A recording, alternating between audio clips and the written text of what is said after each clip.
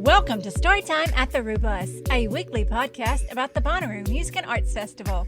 I'm your host, Sharla. And I'm Daniel. And Sharla, let me start by telling a quick story about something silly that happened literally right before we started recording. Okay. So it's probably one of the last nice nights out here before it starts really getting cold for the winter. And we're out here working and recording on the back porch again. And when I came out here to kind of get ready, I'm hearing a bunch of kids on the trampoline just on the other side of the fence over here in our backyard. And I quickly went to our group chat and Discord. I was like, guys, here's what's happening. I don't mind them being there, but I want to troll them. Like, help me come up with a song to play really loud on the speaker out here. And they ran off before I could get it, but I was going to play something really loud. Like, we had some good suggestions, like Jump by Van Halen or the Cops theme song or something like that. Man, I was really bummed out that I couldn't troll them with that. Somebody suggested that Scream in the James Brown song. It's like, wow, I feel good. Yeah, that would have been really good. I see a lot of funny TikToks with people trolling somebody with that one. That would have been really good too. Anyways, what's been going on for you? So school is wrapping down, or not school, but where I work is wrapping down. Well, that is a graduation is coming up, and it's starting to be a little bit slower. So hopefully I'm going to have some time to work on totem stuff. Oh, yeah. We'll talk about that here in a little bit. Yeah, it's starting to slow down for me a little bit, too. I'm not traveling as much. I got one more to go through, and then I'm pretty much on break for the holidays. I've been needing that pretty bad, man. We have something coming up on New Year's that we've been dying to do for years. I think this has been one of our bucket list things for about a decade. Absolutely been a bucket list thing. We are actually Daniel and I are going to see the Old Crow New Year's show at the Ryman. Yeah, we've wanted to do that for so long, but inevitably something comes up, whatever. We always get invited somewhere, or we're having something, or we're having a New Year's party, or Daniel's playing a show, or something every year. Ooh. So if you're in the Nashville area, maybe we can get a drink for me and Charlotte go disappear into the that'd be Ryman. fun. Yeah, hit us up. If you're doing something fun. fun in Nashville for New Year's, let's link up. I mean, we're going to be in there for the midnight thing because Ketch will count it down and we'll have a drink or something like that. But before that, hit us up if you're going to be in town for that. That'll be a lot of fun. Yeah, it would be fun. But yeah, this has been a pretty busy week. So, we're going to talk about like Roo news here in just a minute. We have a fun panel with some voices that you probably will know by this point. So we have JB from Nashville and Andrew from Atlanta on here in just a little bit.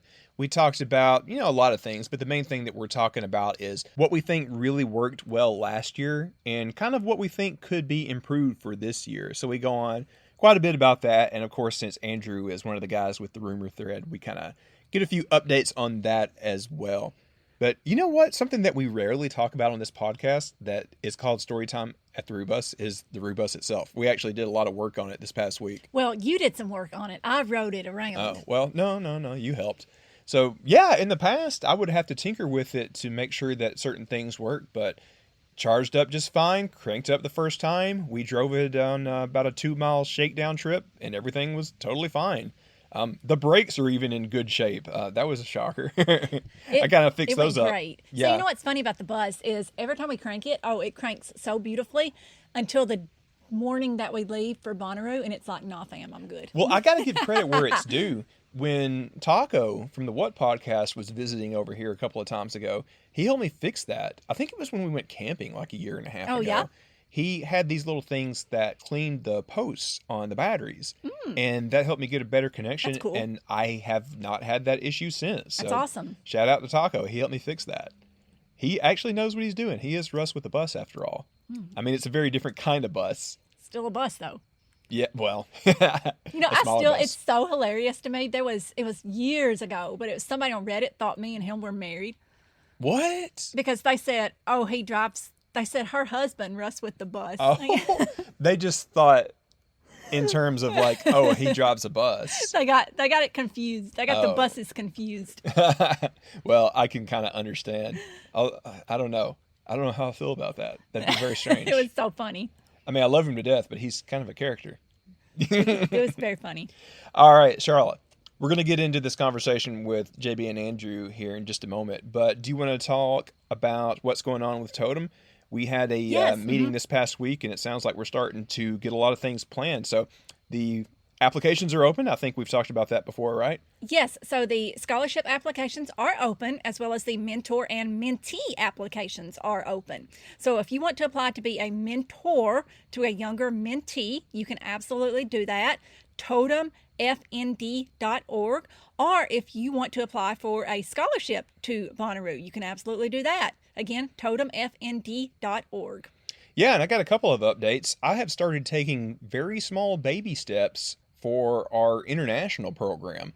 So there are two nonprofits that I have had contact with in the past, one more so than the other, that I'm getting in contact again with to start advising us on what we might need to do. I want to make sure that we do this right. Honestly, it's probably not going to happen for another 2 years at least, but it is really exciting to me that the ball is starting to roll on that a little bit.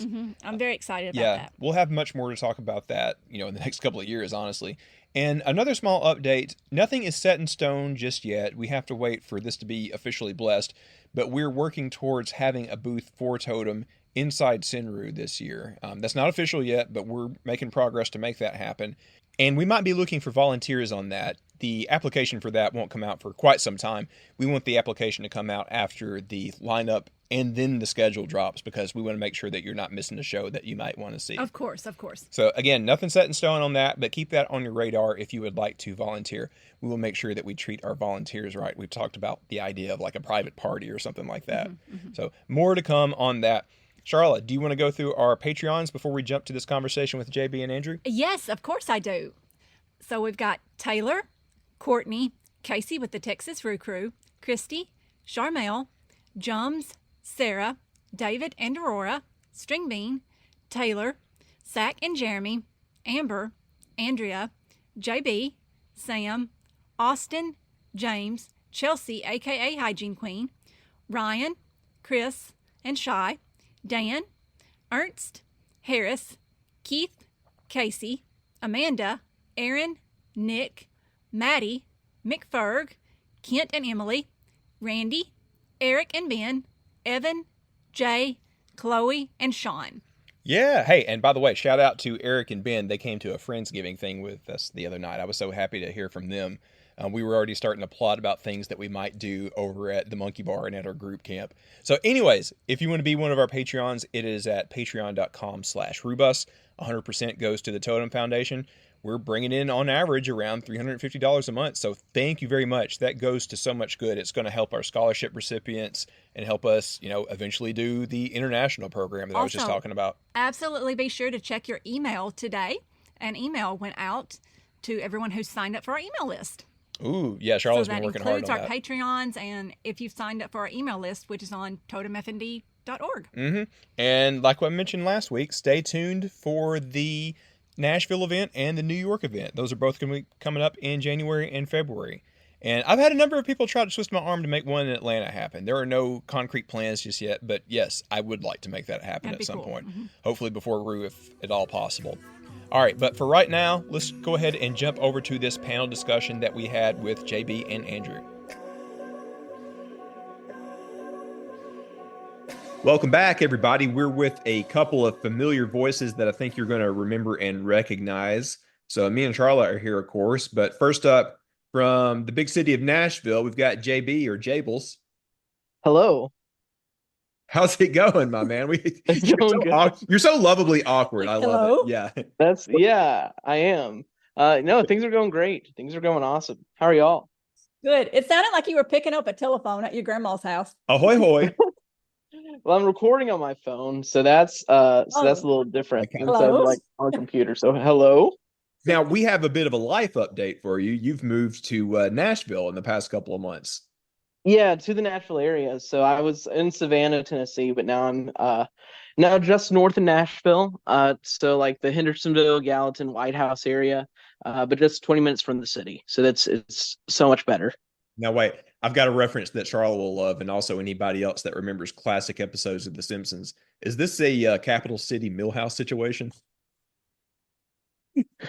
That's definitely is. No, everything is coming up, JB. I think it's a good situation for it. Coming up, JB. And I'm going to return to that in a moment because you got to go to a fun event in Nashville last night. But first up, from just about 4 hours down the road, we've got Andrew coming in from Atlanta again.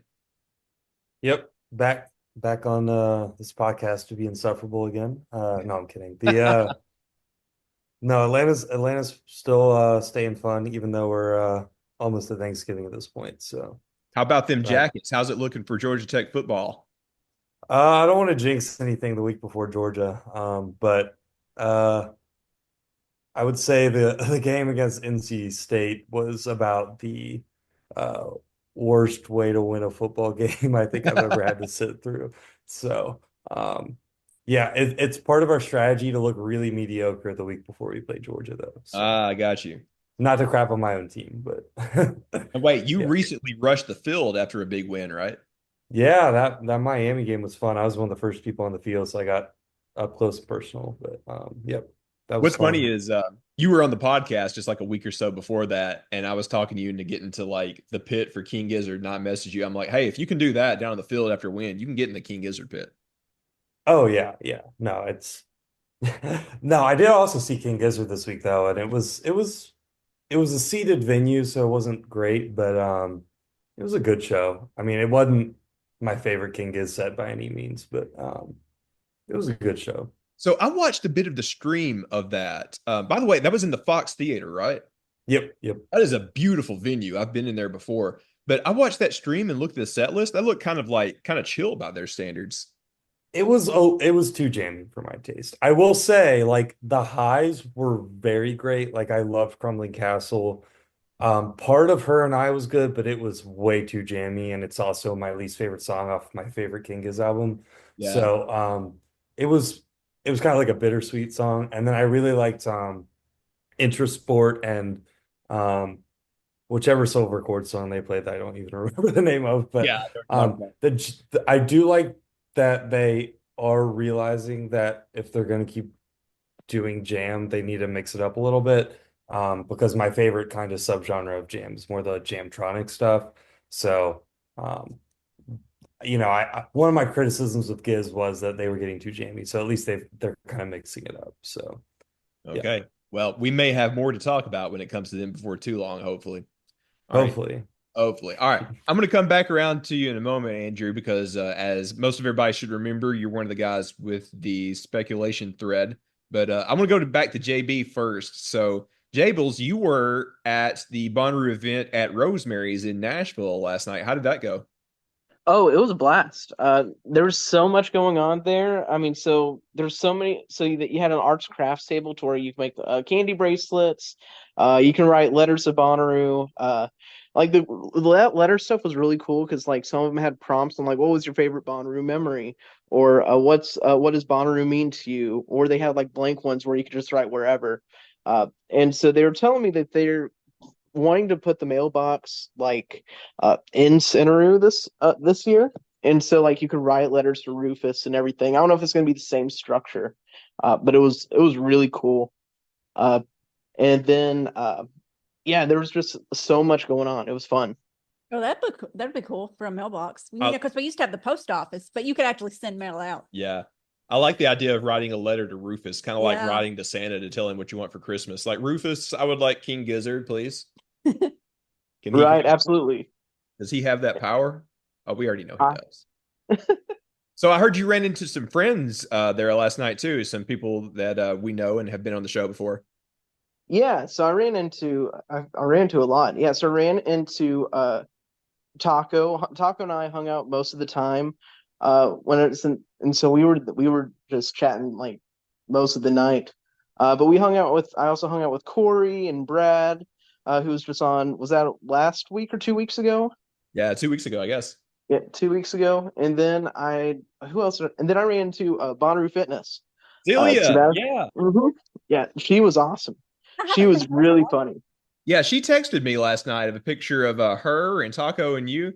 And I was like, man, that was the point that I was really bummed out to not be there. We had a Friendsgiving thing already planned, and I wasn't going to bail on my friends, you know. Was going. Yeah, Oh. she was there. She lives not far from there. Well, yeah, obviously, Yeah. but that's cool. Yeah, and so it was really cool talking to her, meeting her for the first time because I know like we probably like passed by each other a couple times at camp, but like I had not like officially met her until then. Yeah, but she was great. She's hilarious. I love hanging out with her. I have actually been in that same venue with her. We had a day in Nashville a couple years ago, and she met us over there for a Yeah. drink. That's Yeah. so funny. Yeah, Yeah. she's a blast, man. I have a picture of Yeah. us. Yeah. All right, Jables, thank you for the report. I think Bonnaroo might be looking at doing some of those as we lead up I to don't Roo. I know. know we are with Totem, so yeah, more to come on that kind of thing. All right. Yeah, they're planning on doing some more in the future. I think they want to get one from Taco's trying to convince them to do it in Chattanooga. So I think that's going to be, and Corey's down for that idea. So that could be something in the works. Well, heck, I need to talk to him about doing one in Huntsville then, if that's the case. We'll drive the bus out. Oh yeah, that'd be good. It'll be fun.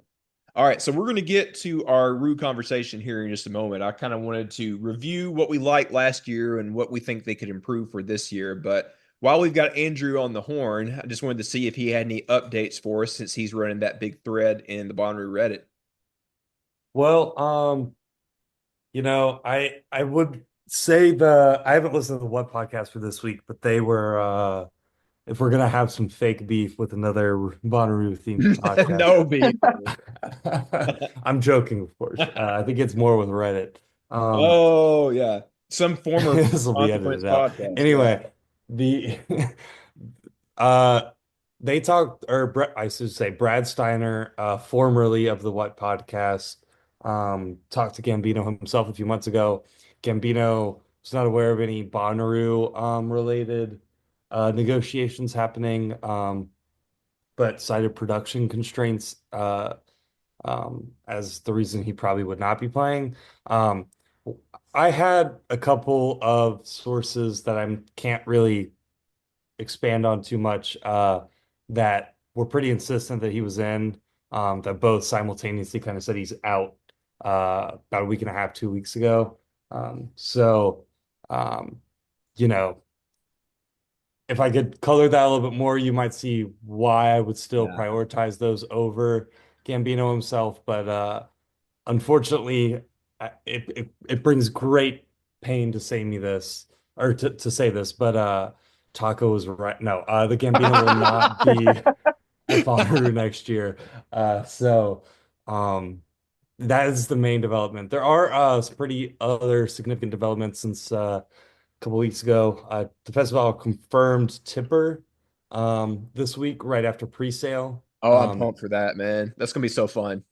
Yep, that's one of the bigger EDM acts. I'm still, if I were to put my money on the biggest EDM act, it'll probably be Justice, even though we don't have any concrete sources on that one yet.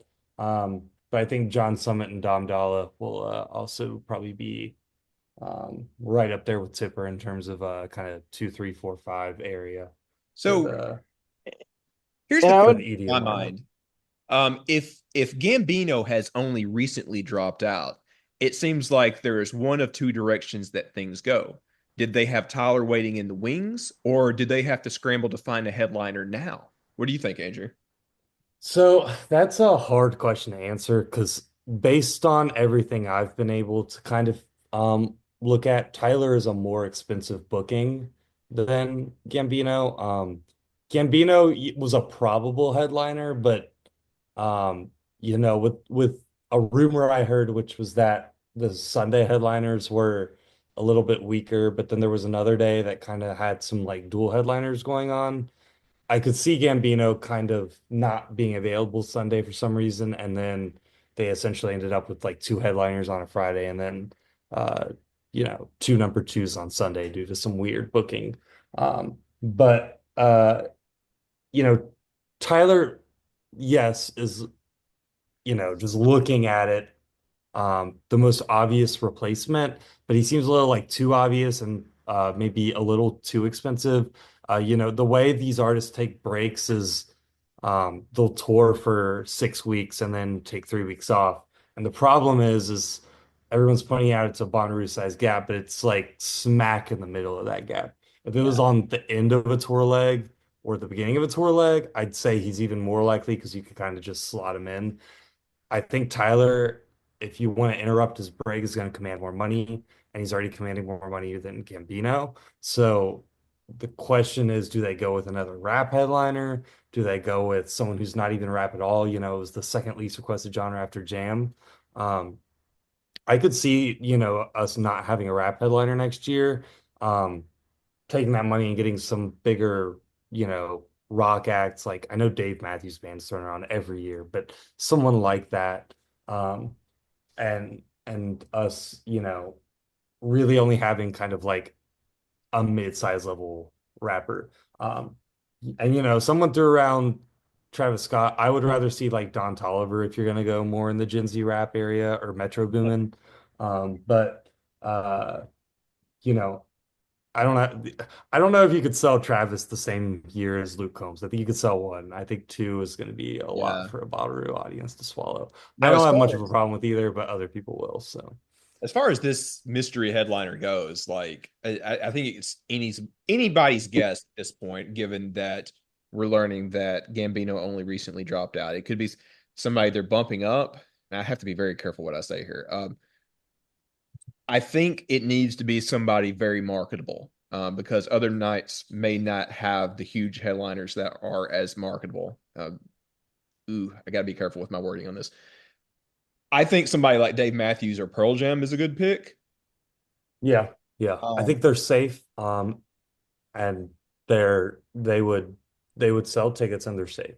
Yeah, I'll I agree agree. with that. Yeah. All right, Andrew, I think we should leave it there before one of us says something. I mean, I have other rumors, but maybe we can keep people listening by circling back after everything else. So, Well, let's do that. Let's do that. There was another conversation I wanted to get into. Let's save that for the end.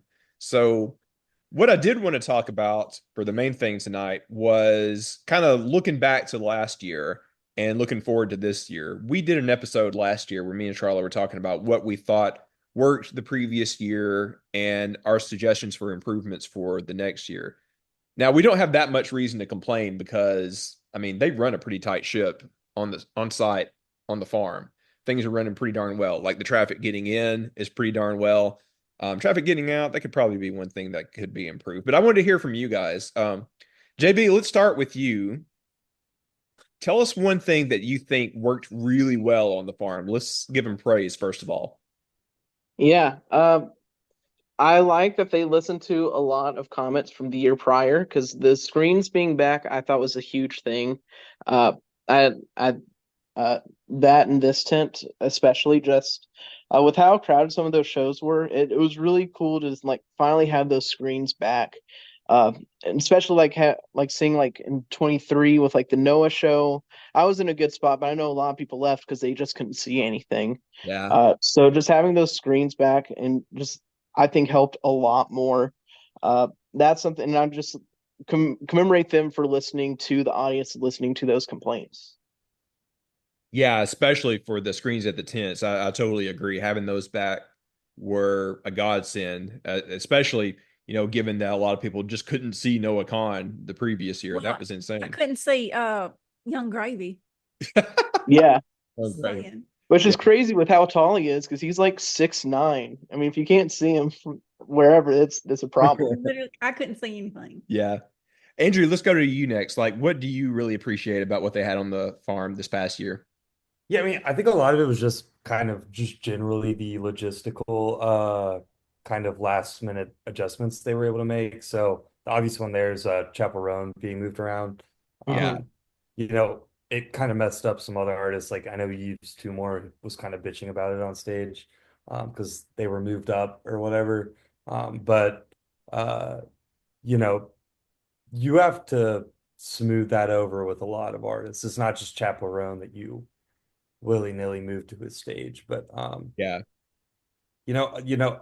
I would say like other minor stuff like getting Cherub's passes sorted out at the last minute for that Wednesday party. Like just being able to accommodate a lot of last minute miscommunication on kind of our part is the way I'll say that was very helpful. It'll definitely be more organized this year. It's a long story, but just being able to kind of adapt at the last minute, I would say they did a good job with. So Yeah, I agree. That flexibility is something that Bonnaroo has really improved on in the past 3 or 4 years, whether it be getting a better spot for Chapel or helping you guys out with the group event. Like them being able to not really bend the rules, but kind of like make things change on the fly helps tremendously with the show. Absolutely. Charles, how about you? What did you really appreciate this past year? Oh, everything. I don't think I have any complaints whatsoever or anything that I did not appreciate. I mean, like JB said, just listening to all of the feedback. the screens and, keeping those fans there, the big ass fans. Big ass fans. And just really listening to what people are saying, I think, is the main thing. And I really like how this year, how Bonnaroo is actually interacting with people, especially on Discord, how Brad and Corey will get on there and actually interact with people. Yeah. I don't know of a single other festival that does that. So No, I I mean, can't think of any. we've done a good handful of other festivals, and I've never seen the people that actively are making things happen in the front office, like get down in the trenches with the fans like that, Right. and listening to feedback and making changes based Right, on the exactly. feedback. I mean, if anybody can think of one, please let me know, because I don't know them. Yeah, exactly, yeah. Yeah, I think I'll just throw them from like the natural party. Like Corey and Brad were really good with interacting with everyone, introducing themselves, and just learning more about people and their Bonnaroo experience. It was really cool to see them as someone who like represents the festival, kind of going in and talking to everyone they can. That is so cool.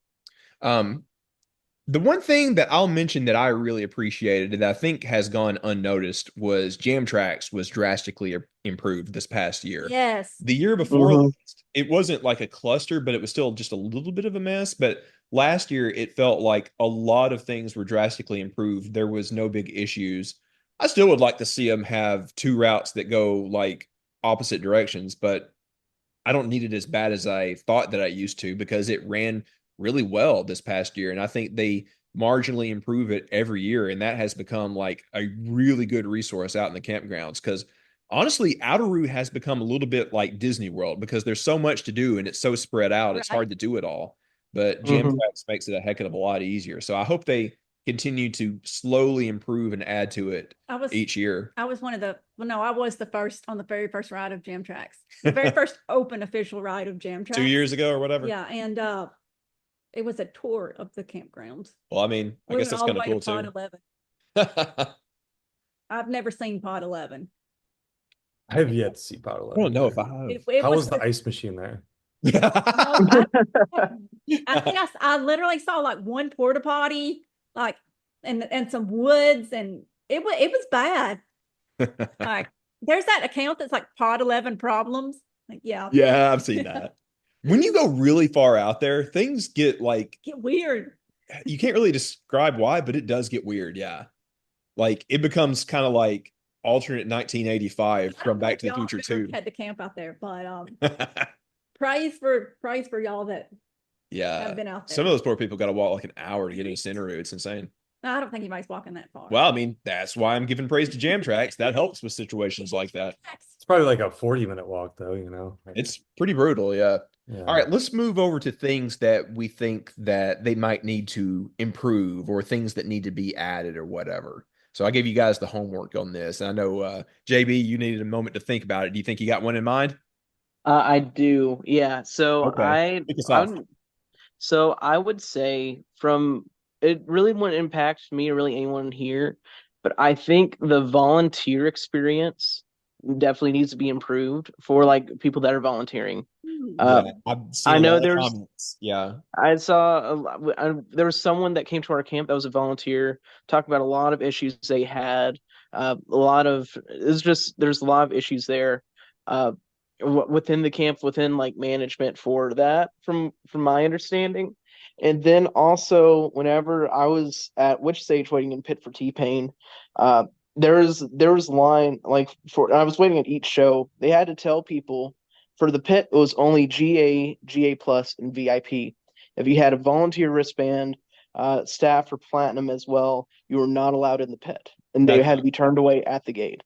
I just feel like that sucks for like the volunteers, especially that are working the festival, that are putting in the work to be there, and they're not really being treated the same as someone who has GA.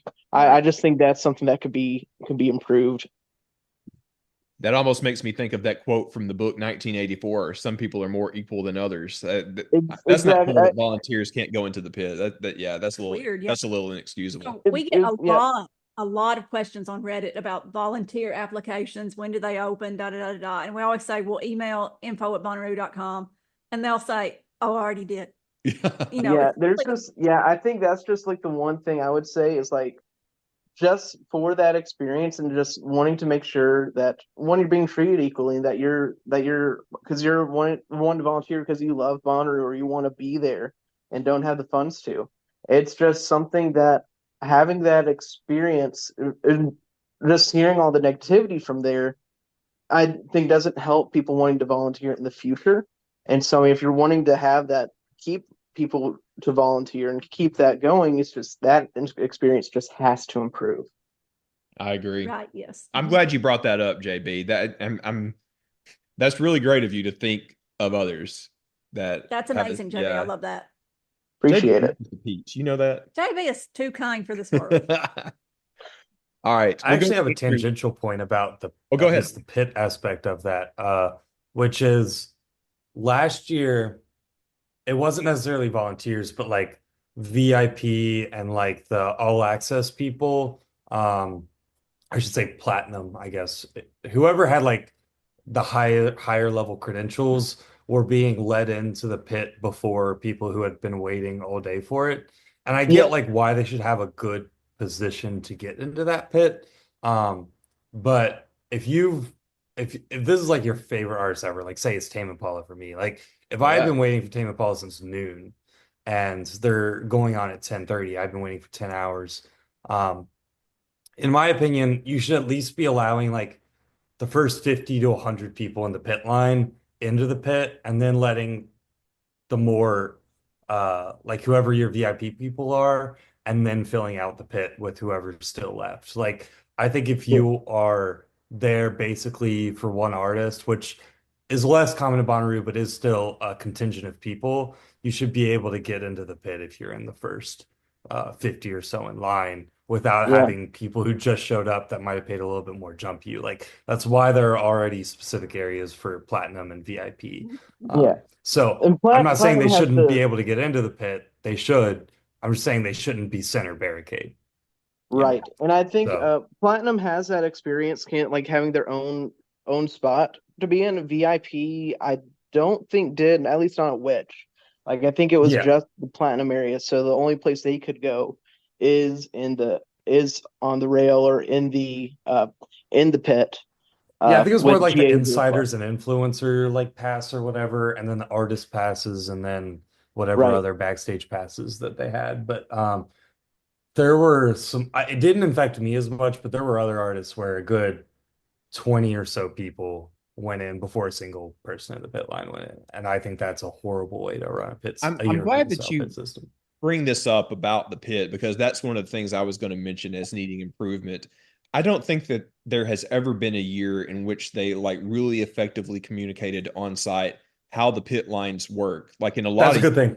I'm kidding. It's a blessing and a curse, but yeah. Well, I mean, I have been in the pit or in the line for the pit for a lot of big shows over at What, and I can think of like 3 or 4 times in which it descended into absolute chaos because there was miscommunication and you have a lot of diehard fans that are just determined to get in to the pit for their favorite artists. There was a barricade rush at Ethel Kane of all artists. I think Oh it was yeah. Ethel Kane. And they were like a 5 or 6 p.m. Witch stage act. Like there shouldn't be crowd crushes over that sort of. I agree. Yeah, I mean, I like Ethel Kane. I'm not trying to dog on her fans or anything, but if you're having it for like midday artists, and I mean Chapel was a midday artist, but fairly billed midday artists, then there's an issue in my opinion. Part of the problem I've seen is, I mean, that's a different situation at the tents, but at Which and What, you have to depend on what's told to you by the security guys that which conflict each other off. Yeah, exactly. That's exactly what I was going to say. One guy will tell you one thing, and then another guy will tell you the complete opposite thing. And that miscommunication is partially what causes all that chaos sometimes. I think that's something that needs to be fixed. And I think, and also I would say, like, because the security were told, like, during Witch, like, between 2 shows. It was, like, between, like, right after the first act on Witch on Friday and before Gary Clark Jr. And so someone that was a volunteer, like, was trying to get back in the pit for, like, to see Gary Clark. And they're like, we were just in here for this last show. And they said, this is what they told us. And, like security was told someone from higher up. only GA, GI plus, and VIP. Talking about And pit rules changing, Daniel, last year, there was a lot of times when they would just cut the pit off and say, oh, it's closed, and it wouldn't even be half full. Yeah. Yep. right, In the pit for some show, I do not remember what it was. It may have been Charles Wesley Godwin or something. It was some low level. I mean, not low level, but it was some like Mid-level. 3, 4 p.m. artist that I was trying to get in the pit for, and they were like, "No, it's closed. You can't come in." And it was like it was like 3 songs in, and the pit was wide open, and I have no idea why. I still don't know why they cut it off. Yeah. Just no idea. But I did notice on Festiverse the other day, someone asked Brad Parker about the left pit line, the left side pit line on what, and he responded favorably about that. I don't remember his response. You guys can go look it up. I don't remember what he said at all, but it was something favorable. Yeah, I know this has been on their radar to improve that, so I don't want to jump on them too much because they're actively working on some kind of solution for that. But yeah, that's been a problem needed to be fixed for a long time. I will say the what stage, like it filters out a different side than it filters in, whereas the which stage it filters out the same side you filter in. So the question is whether they could rapidly move people in and out at the same rate if they did a left side what line. But well, Andrew, did you have anything else that you had ideas on for things that they could improve? I mean, I have requests, but they're either smaller or more selfish. So like a bigger tent at the group area would be cool if we end up booking some bigger artists.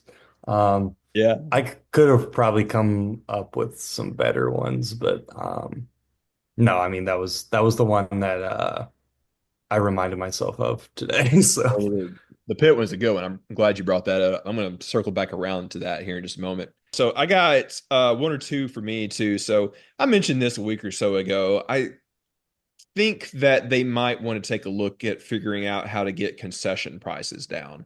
I think last year it finally got to the point where I was the frog in the boiling water and I realized it was that hot because, I mentioned last week, like, oh, the spicy pie is almost twice what it was just a few years ago, seemingly.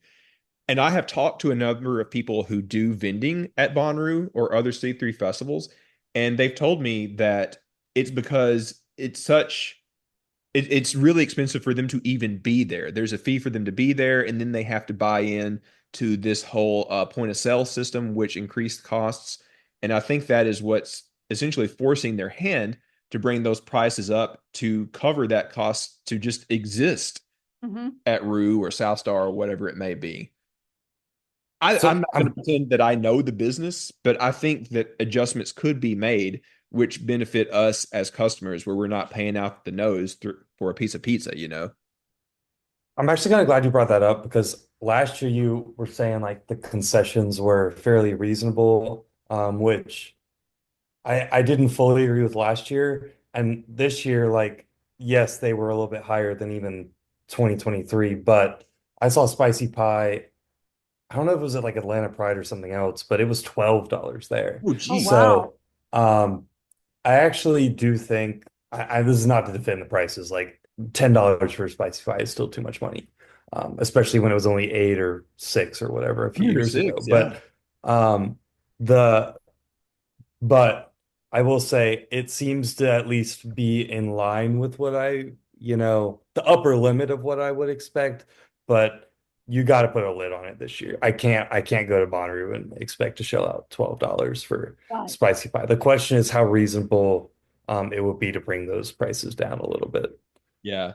And again, I'm not going to get too deep into it because I'm not going to pretend to understand like all the business aspects of it. I just hope that they can, like you said, put a lid on it. The other thing that I will bring up as probably my biggest point of concern from last year was these VIP pits in the tents. And if I have to refresh anybody's memory on this, if you went to the front of this tent or that tent, you saw a railed off portion that was for these like platinum people. And they rarely, if ever, got used. It was so awkward for there to be a huge grassy area right at the front of the stage that wasn't used for many shows. JB, I want to circle back around to you on this because you had an experience at Guar that kind of highlighted that problem. I feel like you were on the rail for Guar that night, right? Yeah, I was. Was that little VIP pit in front of the stage even used at all that night? I honestly, I'm not sure. Just because like I was on the other side, so I was on the rail on the side that like I was on the rail closer to the stage. Uh, I've heard that not a ton of people went in it, but I mean, I really couldn't tell from where I really was. But like if, but I think someone in our Discord was like behind that and really didn't get any blood on them because it was just prayed that far of a distance uh between the area. But I don't know how many people like platinum wise went in the Guar pit. Yeah. Me and Andrew had a similar experience. We went to see Mdu Mokhtar that one afternoon. And Andrew, remind me, I don't think hardly anybody used it that day for that show. Do you remember It differently? was maybe 6 people. And I Uh, actually did just look up and see what the advertising of Platinum was and said it was available at what, which this, that, and the other. So I think they're keeping some form of that this year. And I have an opinion about what I changed to. I'll let you finish your point about it well, before I I mean, that was pretty jump in. much it. I just think it's silly for there to be such an unused portion right in front of the artist. And I have long said that a pit for the tents isn't a bad idea. Like, if they want to continue that, like, make a portion available for the GA audience as well. Like, I mean, this isn't the French Revolution. We're not going to be storming the Bastille or anything, but it did, yeah, it did feel a little awkward that that was made available for people who are paying the high dollar prices and they're not even using it, while those of us, us unhuddled masses had to be stuck behind just an empty grassy area. So I hope they're looking at reevaluating that. But yeah, finish us up on that, Andrew. What were you saying? Yeah, I mean, like if I were to redo it, I would just have like the standard premium areas they do for what and which now, but then have like a fast pass type system for the this and that tent where the platinum people can sign up for one artist a day, where they can basically just go in the Yeah. photo booth area and stand right in front of the stage. That way, it's not going to get overcrowded, but because you'd be limiting them to one artist, and then if too many people sign up, then you just say hey, like this artist is full, which might piss those people off a little bit. So it would have to be tweaked. But um, like I think as long as no one crazy like Noah Kahan's in a 10, I think it would work pretty well. So Sounds like they just need to hire you to fix this problem. I'm not that good. I haven't worked in this industry, but I don't know. You're pretty yeah. good with these logistical things. I feel like you'd do pretty well at that. But yeah, that was Maybe mine. after a year of training, but Yeah, that was mine. I don't have anything more than that. Again, I have to really praise them for what they've done with jam tracks. I don't think enough people have talked about how well that has been improved. But yeah, concession prices and fixing that issue with the pit at the tents, those are literally the only things that I can think of. The fact that none of these problems that we have talked about are really that like huge. I mean, some of them are fairly big problems, but they're not going to like break the festival. I think that goes to show that they are running a pretty good show here. I mean, we already know that, but there is always room for improvement, and that's kind of what I wanted to highlight here tonight.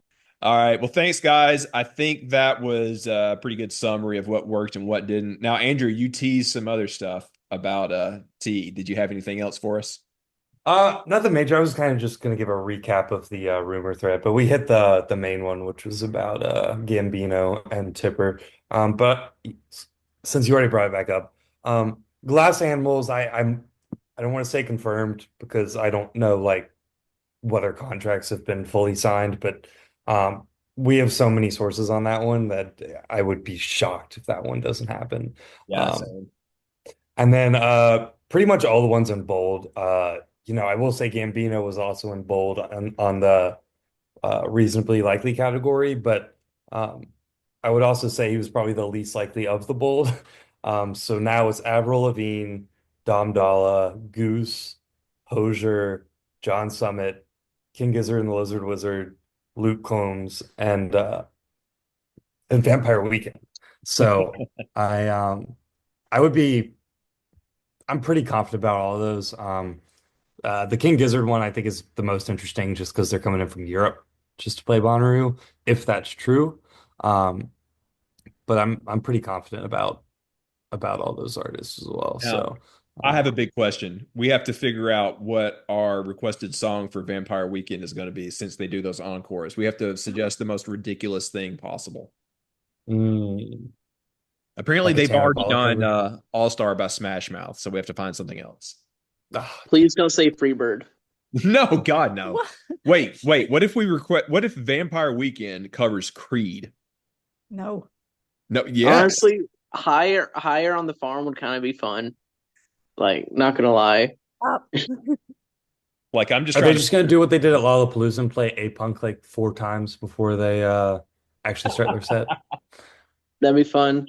Or Daniel, you can ask like one of your favorite Christian acts. Like, just figure out one of your favorite artists from there. Friggin- Thanks for the 1 week. That's a reference now. No, it's like, hey, do you guys know any King Gizzard songs? Can you play Robot Stop? Yeah. That'd be fun. Get I a got collab between King Gizzard and Vampire Weekend. that would be really cool, actually. They're both Yeah. jam adjacent. Yeah. Yeah. All right, guys. Thanks so much for jumping on with us tonight. I think we had some good things to praise them for and some good ideas for improvements. I'm proud of our work here tonight.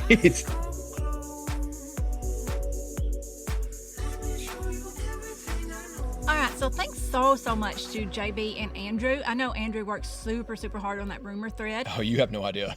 It's I ridiculous. know. Well, you know. I'm just saying for everybody else, you have no idea. Yeah. But just thank you guys so much for coming on the podcast. I really appreciate that. Yeah, and I'm glad that we could get that report from JB about that Nashville Yeah, it was thing. cool. Yeah, we're going to be doing pretty much the same thing at the same venue in January. We funny. hope everybody can come out. I am very encouraged to see Bonnaroo doing more events outside of the farm again. A couple of years before the pandemic, they were doing that like bus tour or Yeah, it was something. like There was like a dozen different I events. remember going to a couple of them. Yeah, we went to one. We went hiking just Yeah, it was outside of cool. Chattanooga. There were some other ones that were really cool. That was just the only one that me and you could make it to for some reason that year. But yeah, I No, think we it's went cool. to another. Yeah, we went to two of them. Did we? Oh yeah, there was one at a bar somewhere in Nashville years ago. This was probably like 2016 or 17. When they were doing a trivia. Yeah, that was an entirely different team. It wasn't Corey at the time, I don't No, think. it was somebody else. Yeah. And so you almost won tickets, but you lost on the last question. It was something about U2. It was a U2 question, and you lost. Oh, I don't remember the question or the answer, but I do remember being right and their answer not being right. You will argue to death on trivia. Well, I mean, You'll argue the little guy at the strip mall Mexican place on trivia. well, it's like, okay, that does bother me when you say an answer is right, when I can literally, I know you're not supposed to take out your phone and look up the answer, but after the game is over, I will No, look it I up think and be that- like, you were wrong. I No, can prove you were No, wrong. I think that's. I We think don't you're live in correct. that much of a post-truth society where trivia questions are wrong like that. I will put my foot down on this. All right, Charlotte, I think we're going to bring back weekly picks this week since we got a little time left on this episode. Do you want to go first or should I? You can go ahead. You can All go right. first. So I went with Brooklyn the other night to go see Gladiator 2 since you did not have any interest whatsoever in going to see that. And oh my gosh, I love the original so much. I am a sucker for Ridley Scott movies. I love the epic scale. I especially love his like historical movies, which I fully admit are very historically inaccurate to go along with my trivia rant just now. But they're so cool. And listen, I'm here to tell you don't listen to the critics. Gladiator 2 was just as good as the original. There are some things that it kind of repeats that the original did that the sequel does also, but I kind of saw that as a commentary on like generational trauma or how politics is cyclical or whatever. And of course it has like really big battles with overly muscular guys killing each other, and that's really why you're there, honestly. And it was really So fun. while you were there, That's why Brooklyn was there for sure. I mean, she had to see Poppy, Pedro.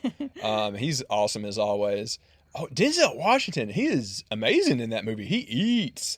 But yeah, I don't want to talk anymore because I don't want to give away any spoilers. There are a lot of things that are different than the original, and I'm just here to tell you I loved it. And I can't wait for War of the Rohirrim here in a couple of weeks. There's finally a new Lord of the Rings movie. I'm sorry, but you have to go to that with me.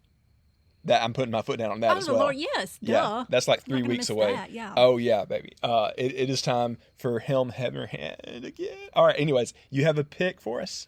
Yes, of course I do. So a few weeks ago on the podcast, I asked for some suggestions for female country artists Oh yeah. that actually make lively and upbeat music, because I felt like so many female artists nowadays, particularly country artists, the songs are trying to be too much like Lana Del Rey, particularly the independent artists. They're trying to be too slow and too draggy, and I just don't really care for draggy music. Are they Marion Gator guys too?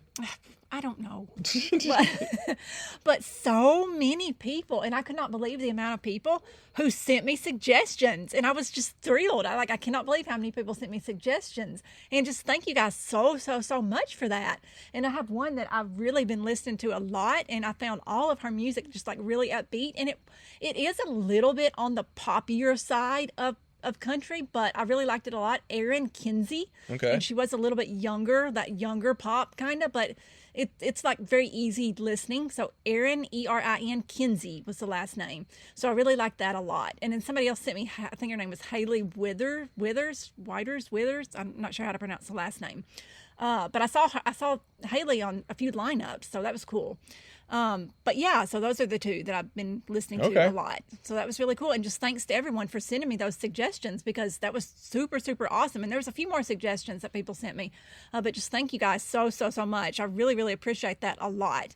And for a show that I've been watching, this is so wild, but I've been watching, and it's so silly and it's so stupid, but I've been watching that show on Max. It's Florida, comma man. That show And is it's ridiculous. so ridiculous. I normally do not watch like reality TV or anything like that, but it's like a reenactment of these stupid little Florida stories. And it's just like a little 30-minute, like very easy to watch show. And it's just like very like lowbrow entertainment kind of thing. And for a quick, if you just want something real quick to watch, just kind of like while you're on your phone or whatever, check that out. It's Florida Man, and it's on Max. We got to shout out Shayna because she recommended that to us. Shayna was the one that recommended it. Yes, so shout out to Shayna. I sent her a Shayna put me Snapchat on, yeah. of like something ridiculous, a guy about to get his toes cut off, and I was like, "We are watching your recommendation, thank you." And she like lost it. Toes cut off. I already saw that on Shameless. That happened on Shameless. Oh yeah, season 8. she got to hang out with pigeons playing ping I pong saw the other that. night. How cool is that? We need to talk with her about that. That is amazing. She is always finding herself into these adventures. It's insane, man. So I have an announcement. What, really? So coming up in about 2 to 3 weeks, I have a very special episode that's coming out, and it's going to be an all-female EDM episode. Oh, I heard about that. Yes, and we're going to have Cosmic Christie on to Yes! talk about Tipper, because Cosmic Christie is going to Tipsgiving in Denver. She is probably the foremost expert that I personally know about Tipper. She has been to many of his shows, and she can talk at length about it. She went to the Orion residency here while we were gone to Burning Man. That happened that same weekend. Yeah, so you already talked to her? She's going to be on? Yes, and I have some other fantastic guests coming on that I've lined up for this episode that Chloe has connected me with, and I don't want to spoil it. So Wonderful. I will let you guys hang tight for that one. So Rez is going to be on the podcast, is what you're saying. I did not say that. You no. didn't. No, I wish Rez was going to be on the podcast. You didn't not say that. No, Rez You're is not going to be on the podcast. Oh, she denied No. it. You know, as far as like music stuff goes, I got to thinking about this while you were talking about your new country artist. This is not going to be new to a lot of people, but you know, a couple of years ago, I got like really hardcore into Goth Babe and became obsessed with him. Like, I've been to like 4 of his shows now, and I think many people saw me absolutely lose it in the pit this past year. I am about to that level with Royal Otis. I have fallen in love with them. Really? Like, I listen to them on repeat in the same way that I did Goth Babe a couple of years ago. I am really hoping that we get them on the lineup. I don't know if we are or aren't, but man, I would be elated if we got Royal Otis. Okay, I need to check them out because I know who they are and stuff. I just haven't listened to them a lot, like extensively. I don't know how to really describe their genre. It's like punk pop adjacent. They don't go Okay. like really hardcore, but they Okay. have just that bit of an edge. And I like it because it's unique. I can't really think of many other bands or artists that sound like them. Okay. Kind of like Goth Babe. Like Goth Babe was unique to me because it was kind of like this low-key but hard indie combo of just a little bit of electronic, but mostly like indie band. That's cool. So Royal Otis almost like has a little bit of a DIY kind of Ramones sound to it. Ooh, okay. A little bit. Okay. I can't really compare them to like many artists because it's just impossible to. And if we don't get them at Roo, I'm going to seek them out. I don't mind traveling to Nashville or Atlanta or whatever if I have to go see them the next time they're touring. So, yeah, Brad, if you're listening, if you got any slots left, I would love to have Royal Otis. That would be a lot of fun. But yeah, I'm guessing that's my pick as well. Royal Otis. Okay. Yeah. Oh, and remember, you have to spell it funny. It's like Royel. Yeah. Yeah. Andrew was making fun of me. He was like, Royal Otis, like with the right spelling. I don't know them. Whatever. All right. Thanks again to JB and Andrew for jumping on with us this week. We're doing more stuff like this. I heard that a couple of people found it helpful that we did that rookie-centric episode last week. Charlotte's got the Ladies on EDM episode coming up. If there's anything that you want to hear that you would like to hear us research and cover, hit us up. We're trying to do a lot more episodes like this that are helpful, especially to newbies, since that's kind of a focus for us with Totem. Someone on Reddit asked for an episode on different camping options. That's not a bad idea. Yeah. Well, I heck. think I know someone perfect that we can get on for that. Really? Who is it? I'll tell you after this. You'll tell me after this? Well, Charlotte, as one of the Reddit mods, why don't you go in there and just ask everybody what they would like to hear? Ooh. Like, I will, tell us, yeah. like, hey, hit us up with a Good couple of idea. topics. Okay. We'll do our homework and find some good guests. Okay. And we'll do it. We have, 6 or 7 months until Roos? We got a lot of time. I also want to do another documentary episode like we've done the past couple of years. That'd be cool, yeah. But I can't quite land on a topic. I will just be transparent and tell you something that I have thought about doing, that I've been playing around with, is kind of like a documentary that would be a little bit of the history of the different groups and urban legends at Roo. Ooh, that'd So, be so cool, yeah. The past two were more all-encompassing. We talked about like kind of the history of music festivals. We talked about kind of like the history of like wooks and hippies and stuff.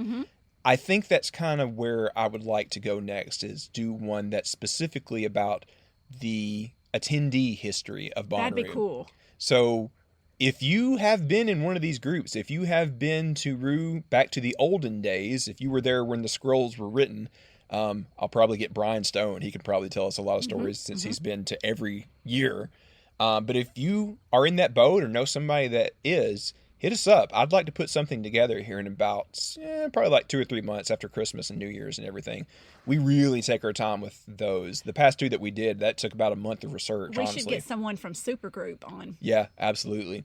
So again, hit us up if you think you would fit the bill for that, or if you know somebody that would. I would like to record a number of stories from the olden days and really kind of go through the history about all these groups and crazy stories, even the box. Goodness. I just love bringing that up because that's such a stupid reference that only the olds would know. But I mean, I don't think I'm the old.